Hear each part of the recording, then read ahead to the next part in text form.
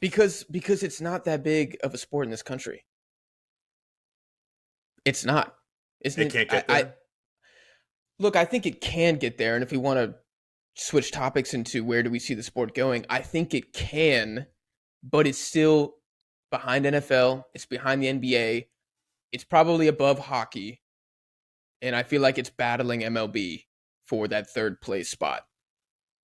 Oh, that's so Eh, tough for me to hear. like where what, does Mexico even have a professional basketball association? I don't even know.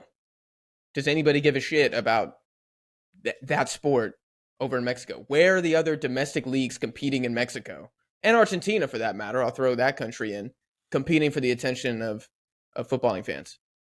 There isn't one, and is No, that ever going to you could argue change? baseball, but You could like argue only at certain baseball. times of the year. Yeah, you could argue baseball, but I don't think a country can't be obsessed with like five sports. You know what I mean? I really think two is the max. It will always be American football. And honestly, in my opinion, it's always going to be basketball. Yeah, Number two. I think baseball's kind of dying a little bit. I think that soccer will overtake baseball and really cement that third spot in the next, 10, 15 years. But it will never replace basketball and it will never replace the NFL. It's just too powerful. Like, and I guess an example of this is, like Australia. Like their main sport is not football, despite football being like the world's game because they're obsessed with other stuff. yeah, Like India with cricket. I'm sure every Indian person I met, they like football, but they love cricket, yeah. and it will never overcome cricket as the number one priority in their country. But Indians don't also have the best basketball league. They also don't have the Indian Football League. They don't also have the best baseball league domestically. They don't have all these other competing leagues for attention, for someone's limited attention, I might add.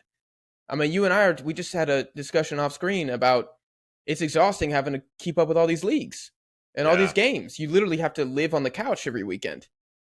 Now do that and also be competing with the NFL, college football, MLB, NHL, NBA. It's impossible.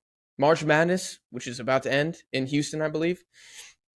It's crazy. So Yeah, bro. I don't think it'll ever reach the mania that is required for a World Cup to dominate the national dialogue for, let's say, a month straight.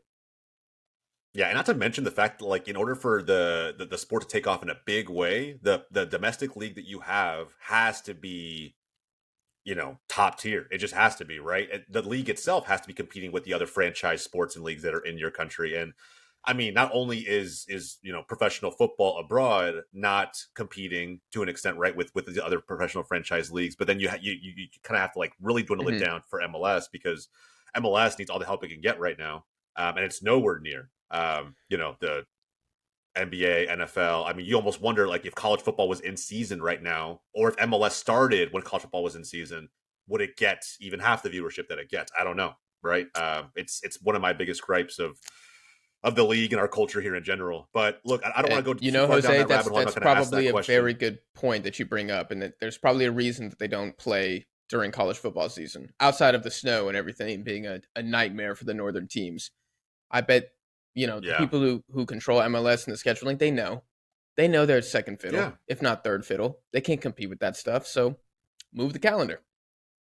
yeah. You have to. People ask all the time, like, oh, why don't they start at the same times that the leagues do abroad? Because it's strategic. Because there's no way in hell that they're getting the same viewership, which then dwindles down the dollars they have available to spend on media and press and everything else. So it's like, and marketing and distribution of the league. So all of that, it becomes this snowball that works heavily against the MLS. They need to keep Yeah, the scheduling the way they have it now. Otherwise, I mean, it's the what was it called before, the North American Soccer League before. I don't know what it who specifically what knows? the No acronym idea. was prior to MLS. Yeah, I mean that league died in '94 because they were trying to do things the way that that leagues are done abroad. And you just America's not where other countries are. You can't do it that way if you Hmm. want it to succeed long term. So Hmm. I understand it. Not a lot of fans get it, but I think you really have to peel back the layers of how they built this business and why they've done it that way.